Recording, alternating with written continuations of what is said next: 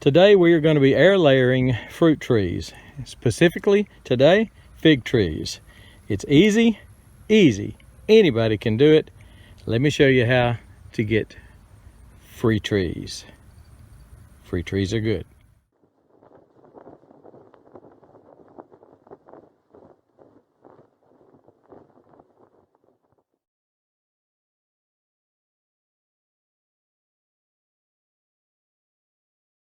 Okay, so today we're going to be air layering some figs. This is a LSU gold fig. I've already done a couple of them. That's the shiny thing right there, the aluminum foil thing you see right there, and another one right over there. And I'll be doing one for you now. So with air layering, we're able to reproduce this fig tree, clone it, and make a perfect replication of it. And where I make the air layer is going to be a root ball. So what we're going to do is right here, I've taken off a couple leaves right here, and we're going to score that.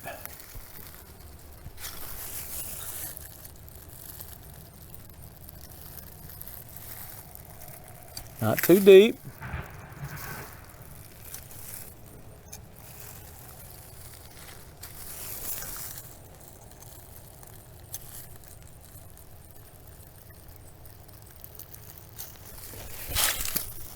So we've scored it. I know the sun is not in my favor here. I'm kind of keeping you in the dark a little bit. Let's see if I can move it a little bit like that. So I want to peel the bark back.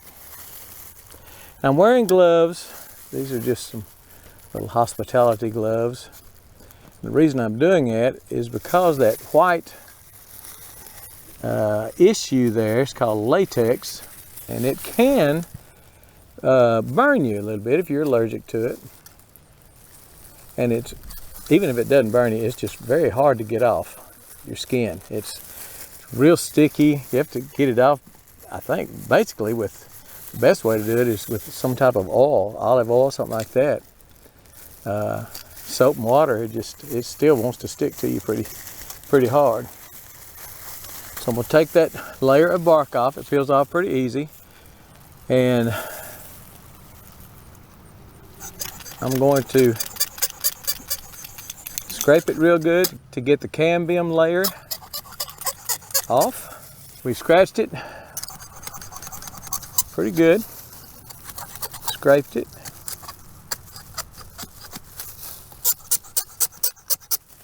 So now we want to put on some rooting hormone. You could use Dip and Grow. I've got Dip and Grow. I'm just using a powder because that's wet right now, and that powder will stick real good to it.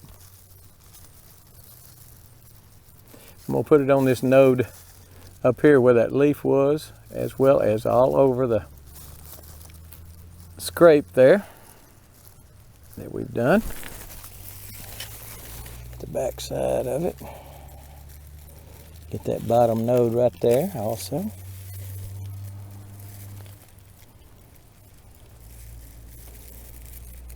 Put that rooting hormone on there.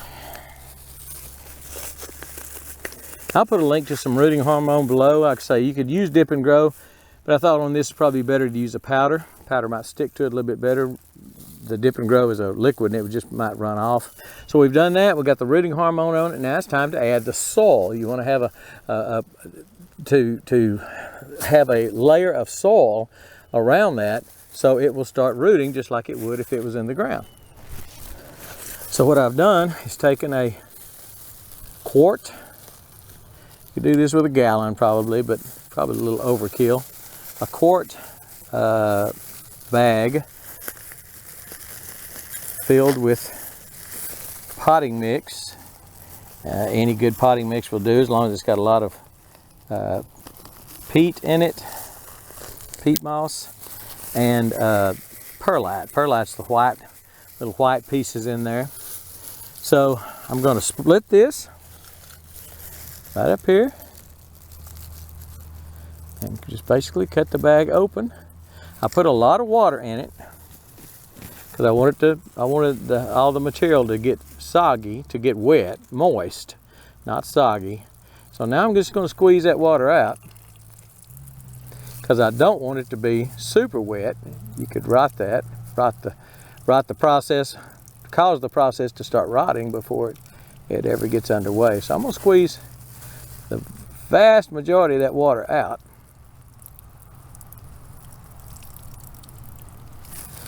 And now we're going to take it and open it up and put that tree right in the middle of it, that tree branch right in the middle of that.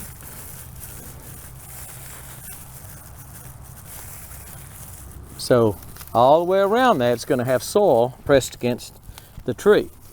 And then what I'm going to do, some people I've seen them tie it. I'm going to use cable ties. It's just easier, I believe. So I'm going to put that around there. Basically open it up and then wrap it around.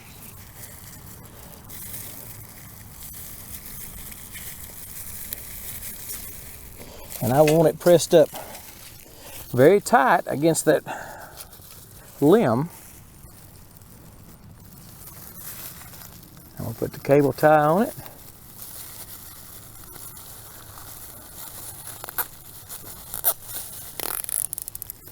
And pull it very, very tight.